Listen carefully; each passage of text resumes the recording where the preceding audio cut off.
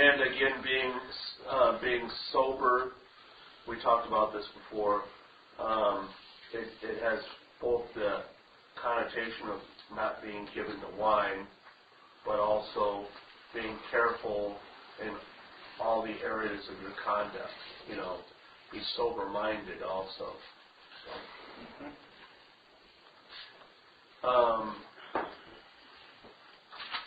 Anybody else have anything else on that?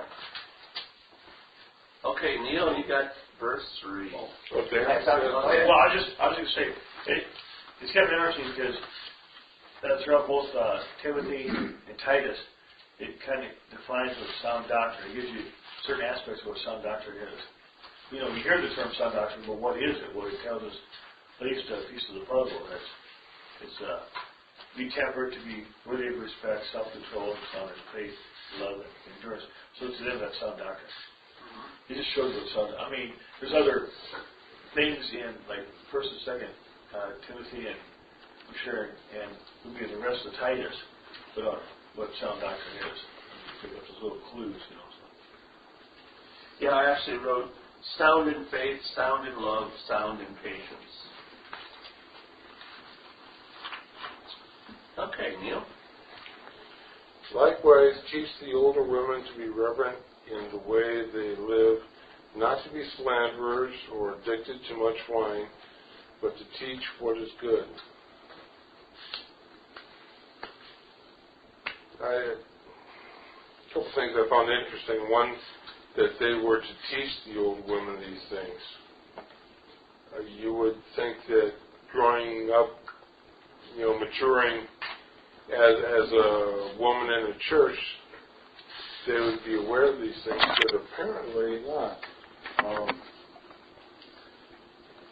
And we see the same thing in the church today. Someone will hear half a story, and it'll hit the fires and be spread before you can straighten her out. And it's not just women either. Men do the same thing. But here he's telling women to be reverent, to revere God, to be reverent in the way they live. They want the older women to act in a godly manner.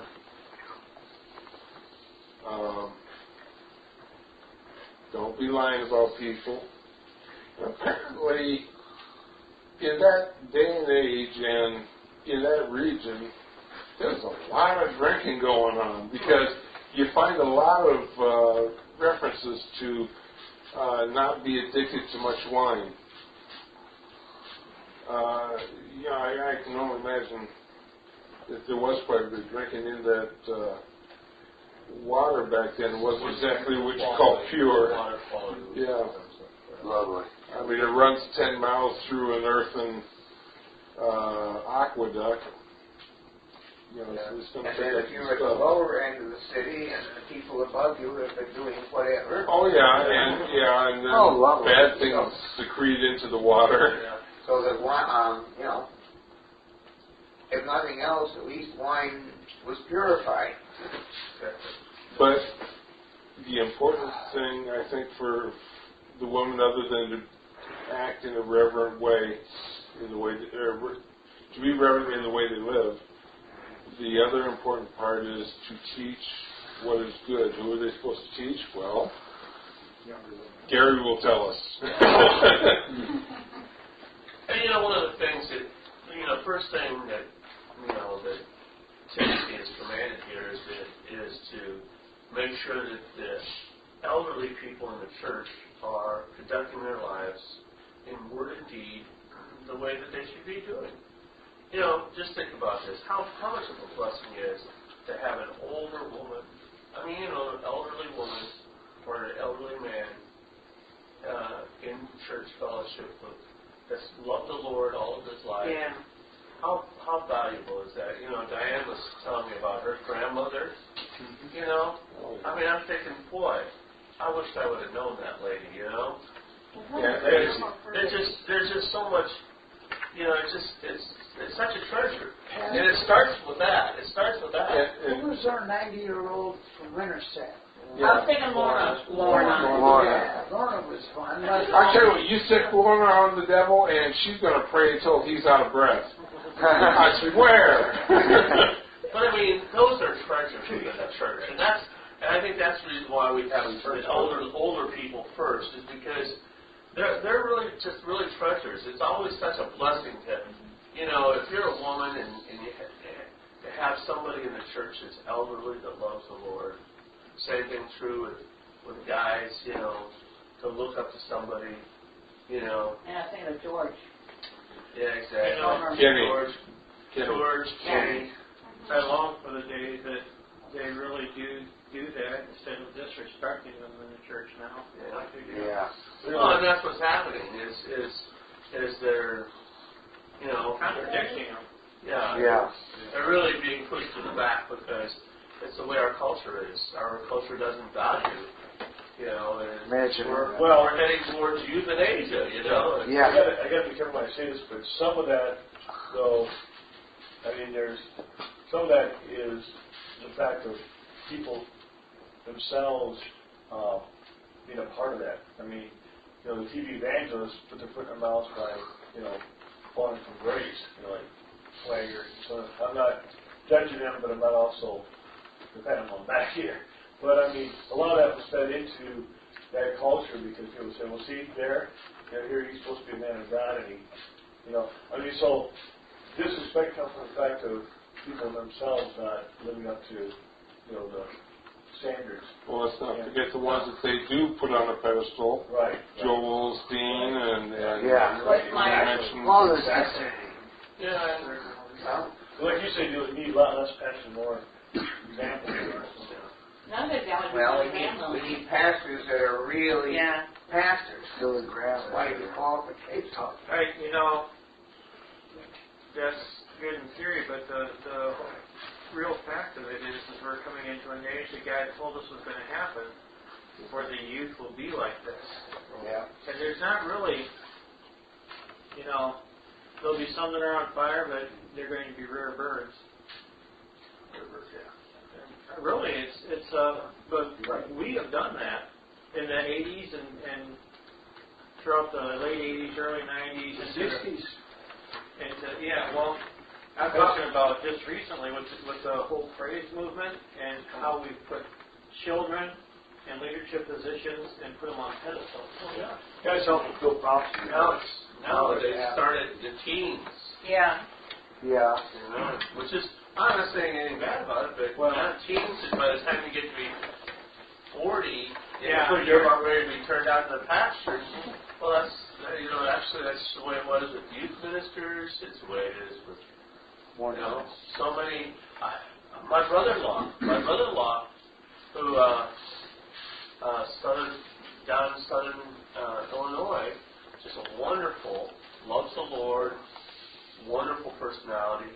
We actually came a couple of times to church here. We actually prayed over him, sent him out. He's been assistant pastor at this church, and he called our house and said that they're going to let him go in June because their senior pastor's leaving.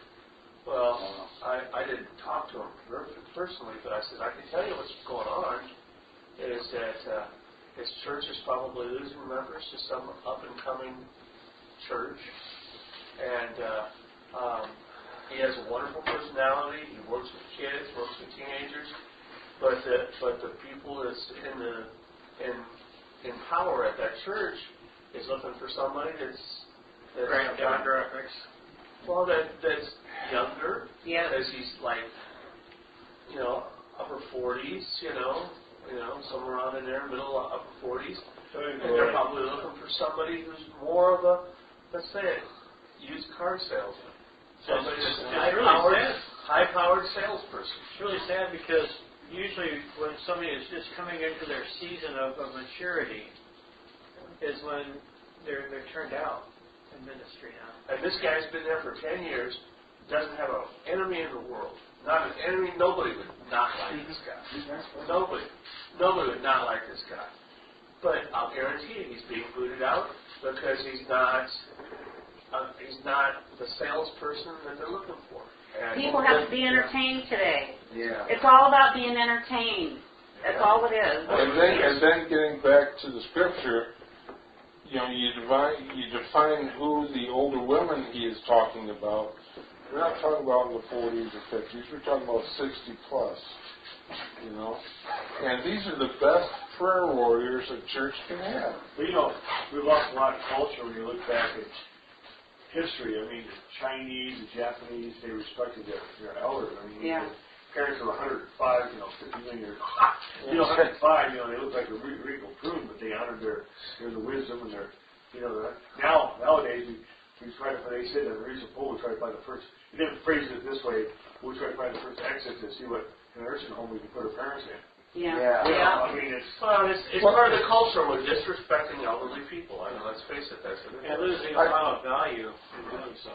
Yeah. I watched the new Transformers movie, and there's this guy who was going to be selling this movie theater that they were junking through, and the old man was, being himself, and the young grandson said, "I swear to God, you're just one diaper change away from you putting arsenic in your oatmeal." And that's what they're talking in the movies. Well, A lot of disrespect. remember, of course, what we looked at in the introduction and earlier.